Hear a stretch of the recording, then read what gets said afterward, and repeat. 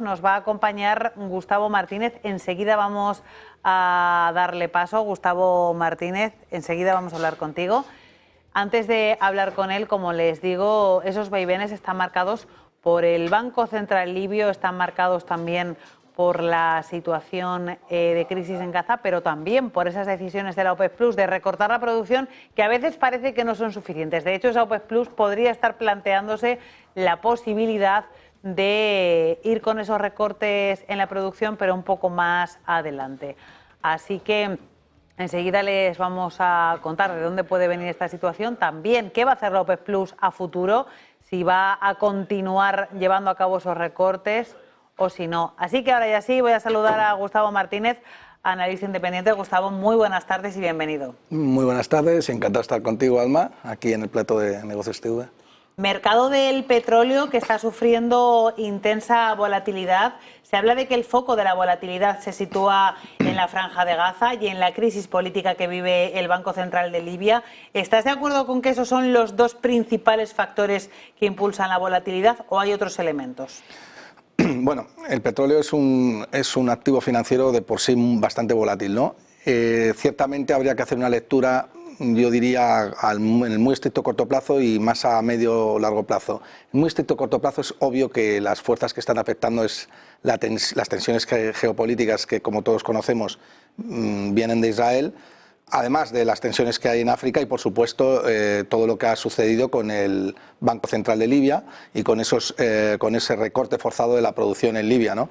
Esto sería lo que es el estricto corto plazo. Obviamente, si empezamos la semana con un petróleo por encima de $80 y ahora estamos en torno a los 76-75, es que algo ha pasado en el mercado, ¿no? Con una caída de un 6% del petróleo, es que algo ha impactado en ese precio en el muy estricto corto plazo. Bien, estos son los catalizadores que han hecho al petróleo corregir en el corto plazo. En el más medio o largo plazo, que es lo que yo creo que más próximo podemos tener a la hora de hacer un análisis, porque el corto plazo depende de muchas variables aleatorias completamente impredecibles, yo diría que lo que está afectando y lo que va a afectar y donde tenemos que tener el foco es en la potencial recesión que viene desde Estados Unidos, ¿no? Y ya sabemos que cuando Estados Unidos tose, el mundo entra en gripe, ¿no? Y esa es la realidad. Así que, bueno, si hacemos esas dos lecturas, pues yo creo que efectivamente lo normal es ver a un precio del petróleo sufriendo, ¿no? Teniendo en cuenta lo que dices, que hay miedo en el mercado a nivel global de una posible recesión en Estados Unidos, entiendo que la situación de cierta desaceleración que está sufriendo el mercado laboral estadounidense impacta de forma directa sobre el petróleo. Sí, yo creo que has dado la clave, ¿no? Realmente es el dato de desempleo americano el que ha hecho corregir a las bolsas y el que potencialmente puede hacer que los futuros del petróleo pues pasen de tener una curva de pendiente positiva a una curva de pendiente negativa, lo que se denomina contango backwardation, ¿no? La realidad es esa, ¿no? ¿Qué fue el último dato de no-farm payroll desempleo americano en Estados Unidos? Fue el primer viernes de agosto. Eso desencadenó junto con el carry trade del yen, una caída masiva en el 5 de agosto, un sell-off bastante potente. Y ahora, ¿dónde está el foco? Pues en el próximo dato de desempleo americano, que será el viernes que viene, y donde los analistas, los operadores de mercado, gente como yo, pues podremos inferir cuál es la dirección a la que puede ir el petróleo. ¿Por qué es importante saber por dónde va el petróleo? Porque la correlación que tiene con las bolsas es altísima, ¿no? Es un activo muy cíclico que marca o incluso diría que anticipa lo que potencialmente va a suceder en la economía, tanto real como de mercado, ¿no? Gustavo, más cosas. En este contexto en el que estamos pendientes de esa situación de desaceleración en la economía de Estados Unidos, de un crecimiento no tan intenso en el mercado laboral, te quiero preguntar también por los países exportadores de petróleo.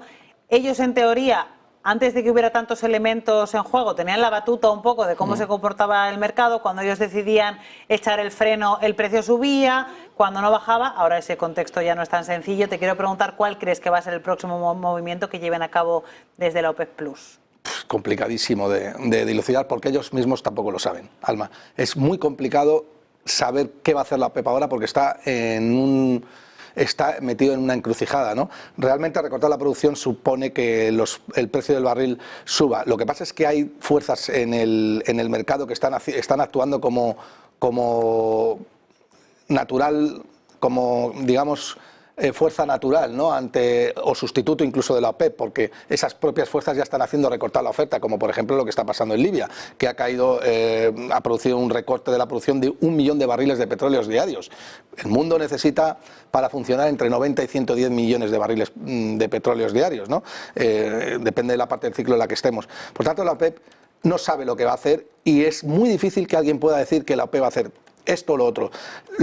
A mí lo que me hace pensar, o lo que yo creo que puede suceder, que es más probable, es que la OPEP ralentice los recortes en la producción y ponga muchísimo ojo también, como va a hacer el resto del mercado, en qué va a pasar con los datos de desempleo americano, ¿no? Si esto va a afectar mucho a la demanda, la OPEP no podrá recortar mucho la producción, porque si ya tenemos un precio caído y tú recortas más la producción, bueno, puedes intentar mantener ese precio, ¿no? Pero yo creo que van a estar un poco pues como el mercado, alineado con el mercado en ver qué va a pasar, ¿no? Con esas recesiones en Estados Unidos, ¿no? Y te quiero preguntar también, hemos hablado de la recesión en Estados Unidos, hemos hablado de la OPEP Plus, te quiero preguntar ahora por China y por la demanda. ¿Qué va a pasar ahí? Es otro de los grandes, gran pregunta. Y otro de los grandes drivers, ¿no? Realmente China está en un periodo de deflación, es un gran exportador que además necesita petróleo, no sé si llega a entre 15 millones de barriles de petróleo diarios, por tanto es uno de los principales clientes de la OPEP, ¿no?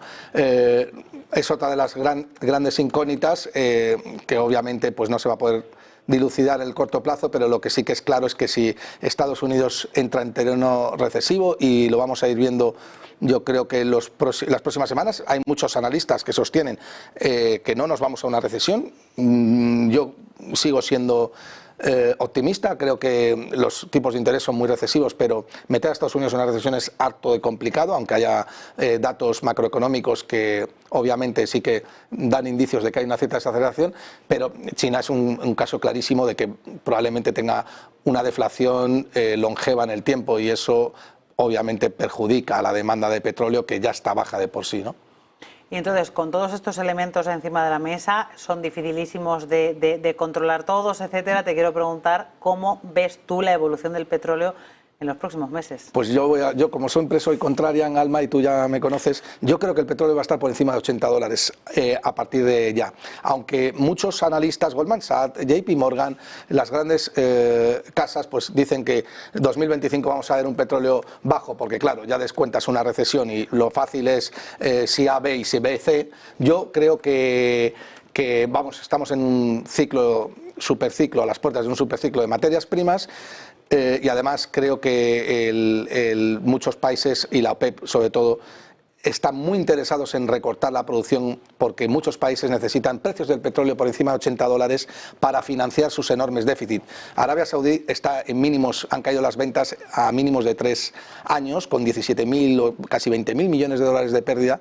Y eso la OPEP intenta en la medida de lo posible, como cartel que es, manipular el mercado para que los precios suban. Lo que pasa es que, claro, si entramos en un contexto de recesión y aumentas el precio del petróleo, pues es como echarle gasolina al fuego, ¿no?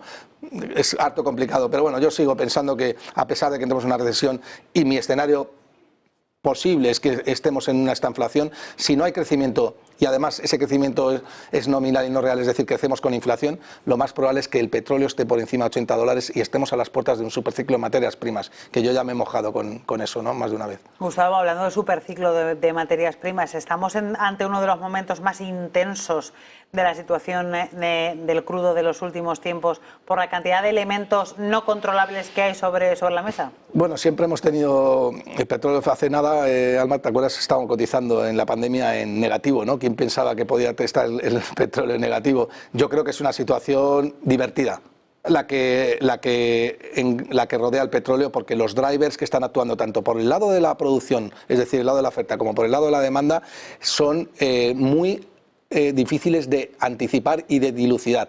Recesión, Irán, escalada, qué pasará con Libia, China, deflación. O sea, el que haga una cábala sobre el petróleo, yo la estoy haciendo, es como mínimo un presumido, ¿no? No sé si tonto presumido, pero sí presumido. Con tu cábala nos vamos a quedar. Gustavo Martínez, analista independiente. Un placer analizar el petróleo contigo aquí en el cierre de Wall Street. Gracias. Muchas gracias a vosotros.